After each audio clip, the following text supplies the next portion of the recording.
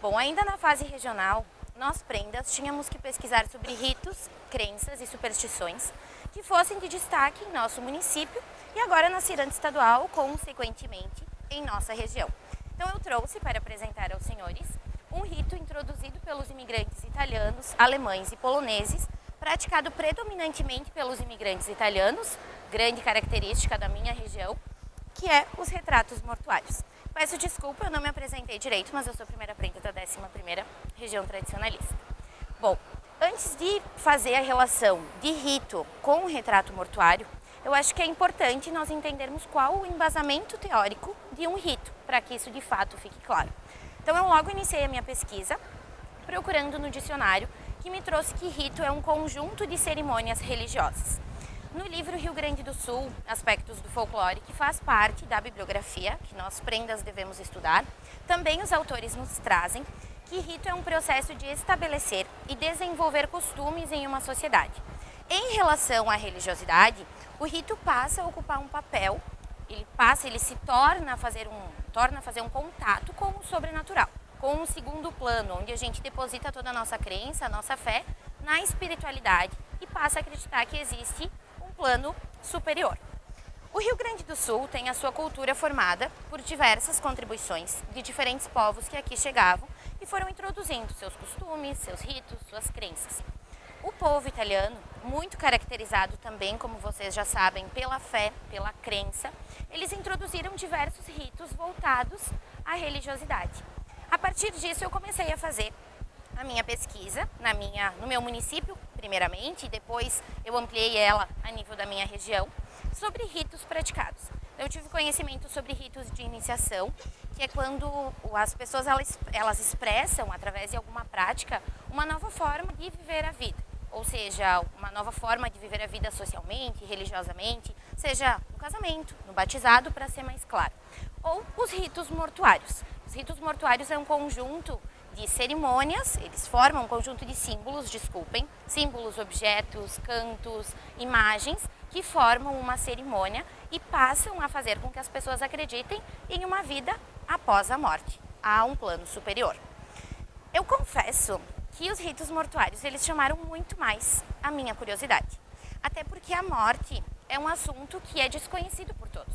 Ninguém conhece de fato para saber falar. E quando se começa a conversar sobre morte, se torna ainda mais curioso. A partir disso, eu comecei a conversar com pessoas mais velhas, mais novas, que tinham conhecimento sobre os ritos mortuários. E, curiosamente, eu cheguei nos retratos mortuários, que são fotografias, essas que eu trouxe para apresentar a vocês, recolhidas, elas foram registradas, eu recolhi no município, desculpem, e elas foram registradas desde o ano de 1960 até 1993, um ano antes de eu nascer, o que é praticamente há pouco tempo. Então eu convido vocês a olharem o álbum junto comigo. Eu peço desculpas se talvez algumas imagens acabarem impactando. O povo italiano, eles eram quando chegaram e até hoje, na sua grande maioria, são católicos. E na religião católica, eles acreditam que os ritos mortuários, eles são realizados para fazer com que todos nós possamos acreditar que, de fato, existe vida após a morte. Essas fotografias podem ser consideradas um rito, porque eles acreditavam que no momento em que registravam essas imagens, eles estariam preservando a alma dessas pessoas e eternizando elas através desta imagem. Então, a partir disso, eu direcionei a minha pesquisa exatamente para as fotografias, em livros, em filmes, com pessoas mais velhas que tinham todos esses registros e tinham esse conhecimento. E a gente pôde perceber que para se tornar um rito e de fato fazer um contato com o sobrenatural, muitos elementos que eram colocados no velório e que aparecem em todas as fotos, eles têm um significado espiritual que faz com que os nossos pedidos, a nossa crença, seja elevada a um plano superior. E é isso que então eu vou apresentar para vocês. Num primeiro momento, é as velas, que as velas, quando acesas, elas elevam os nossos pedidos a um plano superior. Então, além delas iluminarem a alma daquele que está partindo, elas elevam os nossos pedidos de paz, de que ele descanse, né, para um outro plano. Nesse caso, eu destaco a presença das coroas de flores, que nós sempre vemos em todos os velórios, mas talvez nunca paramos para entender de fato o porquê ser uma coroa de flores. O formato dela, ela representa a busca pela eternidade junto ao paraíso. E também pelas flores representarem uma paz, elas trazerem uma certa alegria em um ambiente tão mórbido. É até contraditório eu dizer para vocês uma certa alegria, mas é porque deixa o ambiente um pouco mais agradável para aquelas pessoas que passam por um momento tão difícil. E eu destaco que me chamou muito curiosidade o copo de leite, que está aqui nessas fotos e também vai estar em outras. Porque é uma flor que normalmente não compramos para levar em velórios. Mas o copo de leite, por ser branco, representa a paz.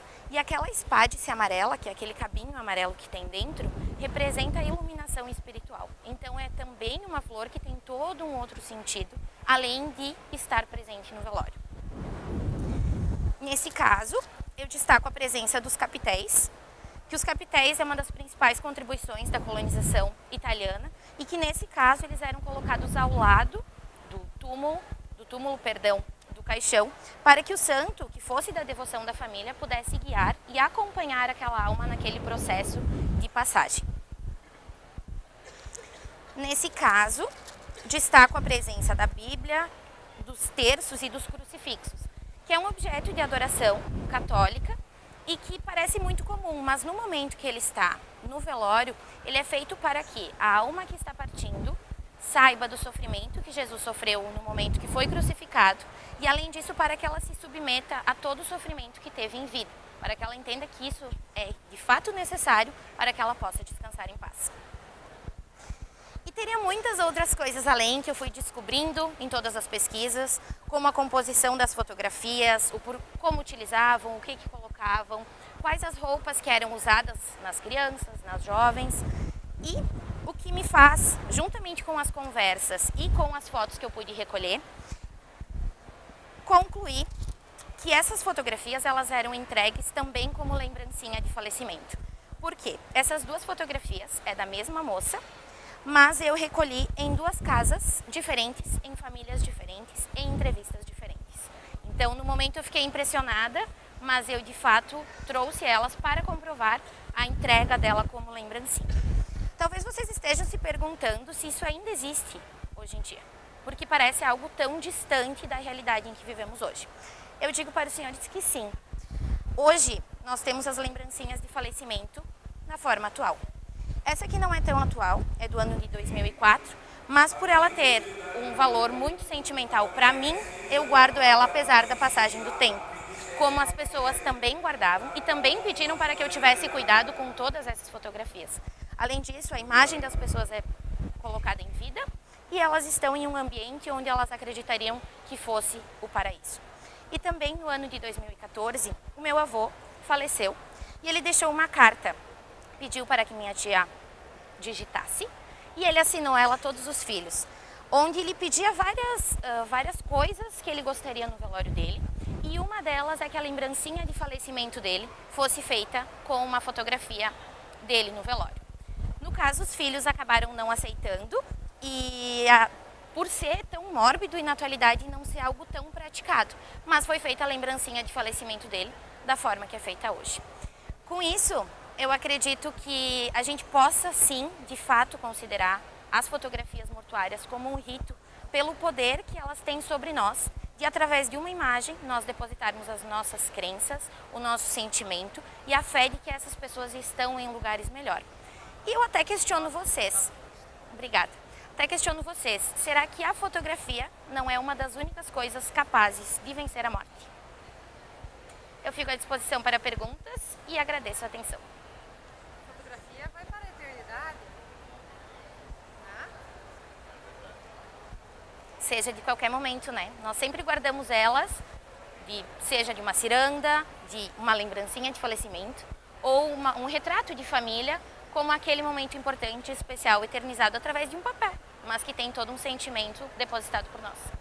E tu achas que hoje a gente tem o hábito de colocar, quando é um ano de falecimento, colocar no jornal o retrato, né, com a data de nascimento e a data da morte. Você acha que esse ato da publicação também se enquadra nesse caso casos que você relata? Eu acredito que sim. É uma boa pergunta, até porque eu sou acadêmica do curso de jornalismo e a gente sabe da importância que tem os meios de comunicação para externar os nossos sentimentos e também as informações corriqueiras do dia a dia. Mas eu acredito que sim, porque a partir do momento que tu irás publicar em algum lugar uma homenagem à pessoa que se foi, é porque tu continua tendo um sentimento, uma adoração por ela e porque naquele lugar ela também se tornará importante e fará com que todas as pessoas saibam da importância que aquela pessoa tinha para ti e para a tua família. Não sei se eu respondi a tua pergunta, Não, mas pode concluir que é uma evolução disso aqui. com certeza, com certeza. Respondeu sim. Parabéns, Ana Júlia. Ana, Obrigada. parabéns. Parabéns Muito obrigada. pelo trabalho, sucesso. Muito obrigada.